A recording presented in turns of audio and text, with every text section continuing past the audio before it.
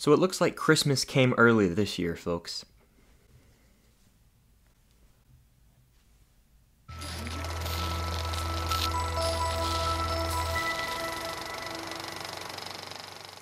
What's going on, guys? I'm Chris and welcome back to another video. Sorry about my hair, it's a little messy. I kind of slept on it funny and I need a haircut, and also I took a shower and I fell back to sleep. Life goes on. Anyway, we're here to talk about Star Wars as the Disney Investor Day happened only a few days ago, where they dropped bombshell after bombshell of announcements. So today I'm going to be ranking the upcoming Star Wars TV shows and movie. False! There's actually 2 Star Wars movies. I'm correcting myself from earlier, because I said 1, I don't know why. Ranked by excitement now. I believe there was around 11 TV shows announced, if you include The Mandalorian Season 3. So I'm going to get into all of the nitty-gritty, give you guys my ranking from least excited to most excited. Granted, I'm excited for all these because I am a huge Star Wars fan. Love it, love it, love it. You guys know this if you've ever been to the channel. Yeah, without further ado, let's get right into this. Grogu agrees. It's time. This is the way. Coming in at number 12, we've got Visions. Now, this is the least intriguing to me. It's a series of shorts, I want to say, that's going to be in an anime style. I'm very unfamiliar with what it is. I'm sure it'll be cool, kind of like What If, probably, for Marvel, but Visions didn't really do anything to really get my excitement levels too high, and I don't know much about it at this moment. So that's all I have to say about it. It comes in at least excited, and I haven't even looked into it that much, so it could go higher if I knew more about it. But coming in at number 11 for me is going to be A Droid Story. Now, C-3PO and R2-D2 are some beloved Star Wars characters. They're some of the GOATs and classics. I totally understand that. However, if you really think about it, sometimes they can be annoying. I know, it's hard to say, but especially in like the prequels and Clone Wars show, like their interactions can get a little irritating. So I'm kind of worried about that show. It could be, you know, a little too irritating for me, and I just want it to have a purpose and a point. A droid story, it seems like it's a gag at this point to me, but I will still watch it. I love the characters. I just hope there's like a human in there with them to kind of make it more interesting. If it's just the droids, it might get pretty boring. That's the only concern I have with it, but it's still a cool premise. I think they deserve their moment to shine, finally. Coming in at number 10 for me is going to be The Acolyte, a TV show that takes place around 200 years before The Phantom Menace, so it's like peak of the Jedi, and it's going to be kind of like Old Republic almost, I want to say. It's going to be that time period where this is like before Phantom. This will be the earliest we've ever seen the Star Wars universe, I want to say, which is awesome. So that's exciting. I am excited for every single piece of content on this list, by the way.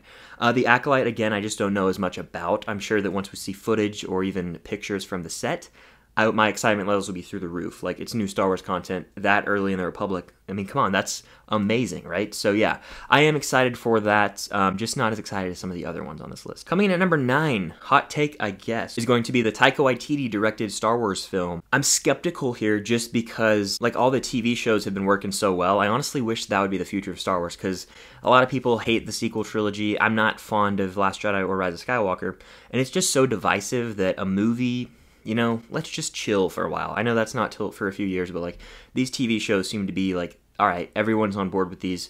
People enjoy them. The movies, I'm kind of nervous about. Ragnarok, I do enjoy quite a bit. That's the Waititi-directed MCU movie. It's just, I honestly don't know, for me at least, if he brings the improv style to Star Wars, it just might not work depending on the characters. I'm sure they have a vision, and I'm sure it will be a fun time, but it just doesn't compel me as much as some of these other things on the list. Coming in at number 8 for me is a show that quite excites me, and that is Lando. Now, I'm unsure of whether it's Donald Glover or Billy D. Williams. I'm assuming it's going to be Donald Glover from Solo. But either way, this show is exciting. He was the highlight of Solo: A Star Wars Story for me, and it opens up the possibilities of possibly seeing Alden Ehrenreich return as Han Solo in maybe an episode or 2 if it's in that time period. Or maybe they could do flashbacks and even have Billy D. Williams in the current time. So who knows? The possibilities are endless with the Lando show, and he's a character that I think is super slept on. People don't give enough love to Lando. He's a good-looking, suave guy. I can't do an impression, but I'm just embarrassing myself, but he's great. Coming in at number 7 is going to be Rangers of the New Republic. Now, this is a TV show that actually takes place in the same continuity and timeline as The Mandalorian, which is exciting, and there's rumors that these 2 pilot characters that have been in the current season of The Mandalorian are going to be maybe leads or main parts of the cast in this Rangers of the New Republic show, which is awesome. I think that those characters are pretty cool when they pop up, and anything that takes place in the same timeline as The Mandalorian excites me because that could build up to a crossover event, as I've heard they've teased about.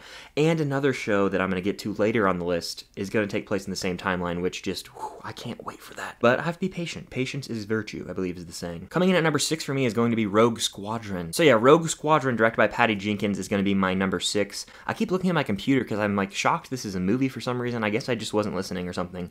I feel very dumb right now, but I'm keeping this in because I'm an honest guy. Anyway, Rogue Squadron, yeah, I mean, she knows how to direct action. I mean, look at the Steve Trevor sequences from 84, or Wonder Woman, the first one, 84 hasn't come out yet. Haven't even seen it, so I don't know why I'm referencing it, but I'm excited for this. Patty Jenkins knows how to direct action, and, you know, fighter pilots, X-Wings, cool, I'm down. So before I give you guys my top 5, definitely hit the like button and comment down below your ranking of shows by excitement. Are there any that you just don't care about at all? Or are there some that you're through the roof with excitement for? I'm curious to have a discussion with you on Star Wars down below. And Merry Christmas, you filthy Jedi Rebel. Had to throw it in there. But coming in at number 5 for me is going to be Andor, the show that's a spin-off of Rogue One. It's going to be about Cassian Andor's character, who is probably the coolest character from that movie. Jyn Erso is kind of forgettable to me. I know, hot take. A lot of the characters are forgettable, but Cassian Andor is a really cool one, and this takes place before Rogue One, and just seeing how much Cassian Andor, Diego Luna, the actor, loves Star Wars, and how excited he was to go to set, and just the behind the scenes, like the production drawings and everything, the storyboards, it looks like it's going to be a blast. It's going to be a very lore building, especially regarding the Rebels, which excites me. That's one of my favorite aspects of Star Wars, is the classic Rebel stuff, so I'm on board fully with this, and I think this will make me appreciate Rogue One even more. Coming in at number 4 is going to be The Bad Batch, the animated series that looks just like the Clone Wars. It's kind of a spin-off of Clone Wars, actually, and it's going to be Filoni as well. Filoni's the man when it comes to animated shows. By the way, I'm still working my way through the Star Wars Clone Wars rewatch. I feel like I say this every time I talk about Star Wars, but I've seen seasons 1 through 6 as they came on, and season 7 I have not seen. I know what happens, unfortunately, but I'm going to watch it anyway. Rebels I haven't got to yet. I've seen a few episodes here and there. I plan to catch up before this show. Just know that. But seeing the Emperor, seeing Grand Moff Tarkin in this trailer was exciting, and it just looks like it's going to be the A-Team in a Clone Wars miniseries. Like, why not? Like the A-Team, you know? The classic show, the Bradley Cooper movie, the Liam Neeson movie. Sign me up. Coming in at number 3 is going to be the show that already exists, but they still made an announcement that is coming Christmas 2021, The Mandalorian Season 3. The Mandalorian is easily, by the way, he's a fan too, second point. Why can't I do this? Right there. Big fan. But anyway, yeah, I'm excited for this show, of course. I think that after the season finale, my excitement's going to skyrocket because I have a feeling that it's going to end on a cliffhanger.